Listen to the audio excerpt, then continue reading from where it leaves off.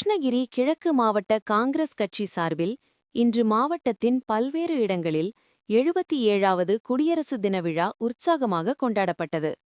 இதன் ஒரு பகுதியாக கிருஷ்ணகிரி பழையப்பேட்டையில் மகாத்மா காந்தி வந்து சென்ற இடத்தில் அவரின் நினைவாக அமைக்கப்பட்டுள்ள இடத்தில் குடியரசு தின விழா நடைபெற்றது.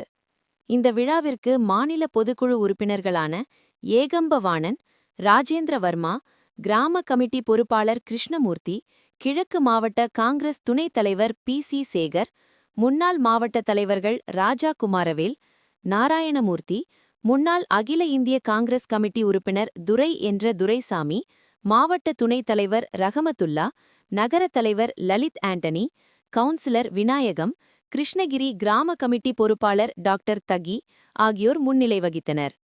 மேலும் இந்த குடியரசு தின விழாவிற்கு தலைமை வகித்த கிருஷ்ணகிரி கிழக்கு மாவட்ட காங்கிரஸ் தலைவராக புதியதாக நியமிக்கப்பட்டுள்ள எம்.சி. ரகு, அகிம்சை வழியில் வெள்ளைக்காரரிடமிருந்து சுதந்திரம் பெற்றுத்தந்த மகாத்மா காந்தியின் திரு உருவச் சிலைக்கு மாலை அணிவித்து மரியாதை செலுத்தி கொடிக்கம்பத்தில் தேசிய கொடியினை ஏற்றி வைத்து மரியாதை செலுத்தினார்.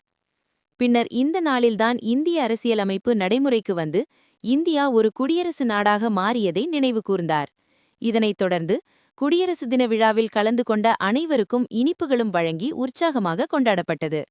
மேலும் இந்த விழாவின் போது முன்னாள் நகர்மன்ற உறுப்பினர்கள் வின்சென்ட், முபாரக், இருதயம், ரமேஷ், பர்கூர் தொகுதி பொறுப்பாளர் ஆடிட்டர் வடிவேல், இளைஞர் காங்கிரஸ் துணைத் தலைவர் சத்திவேல், நகர தலைவர் ஸ்ரீராம் மற்றும் காங்கிரஸ் கட்சியைச் சேர்ந்த அஃப்சல், முனீர், சித்திக், ஹரி, மாரியப்பன், வாஜித் பாஷா என ஏராளமானவர்கள் கலந்து கொண்டு சிறப்பித்தனர்.